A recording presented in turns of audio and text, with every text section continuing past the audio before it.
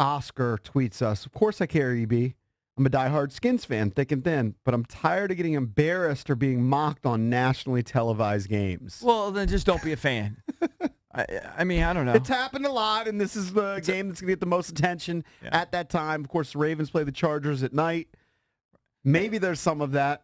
I mean, there's a good chance that we lose and we get eliminated, but this is what you live for. I think it's the fact that they had lost 4 in a row and hadn't looked good. They'd actually lost 5 of 6 if you want to go further back. And just the expectations are so low that people don't want to. It's kind of like when you always say you'd rather be a pessimist and then you get surprised with the success. Yeah, I get that. People don't want to be disappointed and all of a sudden get their hopes up and then get crushed. Look, deep down, I'm pretty sure I'll be disappointed. Okay? But at the end of the day, we waited all year for football season. We've got 2 games left. They actually have a mathematical chance to still get into the playoffs. If 1 or 2 teams, the correct teams win, a way better chance of getting in there if they can handle their business. They're playing a mediocre team, a team probably arguably better than us, but still a team they can beat. And people are just like punching out. Come on, man. This is what we're waiting for. Season's on the line. Hey, I'm with that previous caller who said that they have about a 30% chance to win, which to me is actually not bad. Because when you play, if you were saying they're playing the Chiefs, I'd give them a 1% chance. 30% chance of rain. Rains all the time. Yeah. Come on, we got a chance. Let's go to Rich. Centerville finally calls in. Rich, what's up? Hey, Junks. Hey, tell Mike only he stinks, and nice contribution to the phone call this morning that the Redskins fans have checked out because of the inevitable turmoil in the offseason. Hey, nice contribution, Mike. You stink.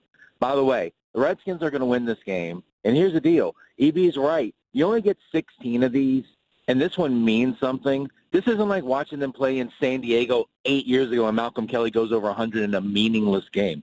This game means something. If you're a true Redskin fan, if you're a true fan of the team, you'll be watching. And you're fired up. And by the way, I've got Derrick Henry in 2 championship fantasy games this weekend. Benched. Don't even care. Would rather watch the Redskins hold him to 20 yards rushing than watch him go for 238. That's a perfect emotional hedge, though. Okay, but be fair. Who are your other running backs?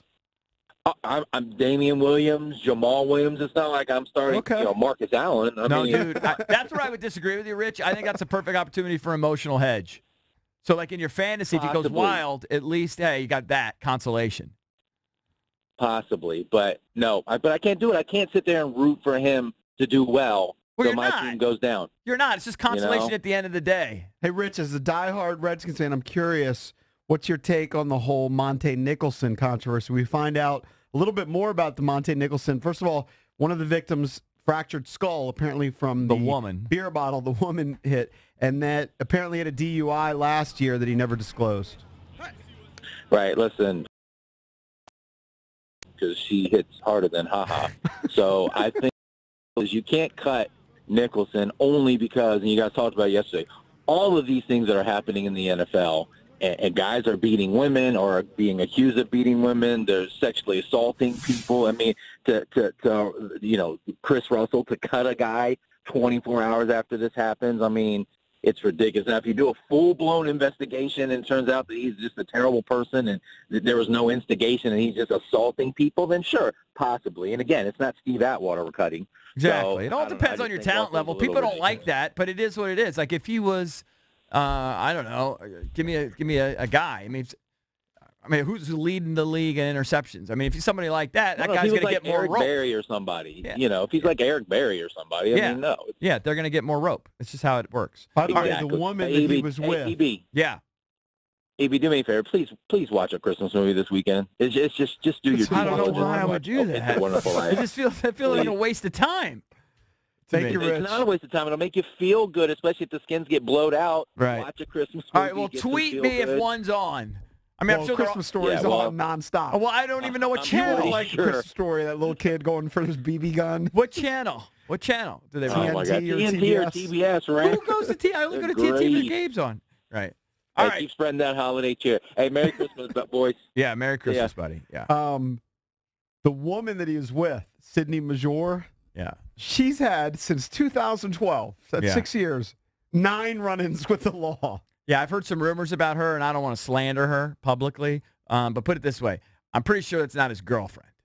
Whoever she is, the woman who struck the female victim with the bottle and fractured her skull, she has a felony conviction for embezzlement, a conviction for shoplifting, a ticket for reckless driving, and then a bunch of speeding tickets. I kind of give you a pass on the speeding tickets. Right. But still, to have 9 run-ins with the law in 6 years, it's a pretty good clip. Yeah. Trust me, I've heard some rumblings about sort of like her profession. Let's just leave it at that. All right, let's go. Apparently, Nicholson did admit to the cops at the time that he consumed a large amount of alcohol. Right, of course he did. Let's go to Bill in Fredericksburg. Bill, what's up, man? You're on with the Junks. Hey, man. How you guys doing? Thanks for taking my call. Doing great. How are you? I'm getting tired of these. Doing okay. I'm getting tired of these. You've heard a lot about fake news. These fake fans claim to be Redskins fans, and they can't get up for a team with 20 ever-loving players on the injury reserve, and Gruden has still got them fighting for the playoffs. I mean, you've got to remember, when they had just the normal amount of injuries, they were 2 games in the lead of the division. Right. With all these injuries, and they're still playing for him, and it's like, I'm excited about tomorrow, man. Yeah, they're going to have a tough – hey, name me another team in the league that's on their 4th quarterback. There is nobody, unless it's by choice. I mean, there is nobody that's got on their 4th quarterback with all these different linemen they've been having to play. Players are signing right before they get on the bus, and they're still in the playoff hunt. Hey, got to give them some I'm looking credit. forward to tomorrow. I hope the defense crushes. I think they got a good shot.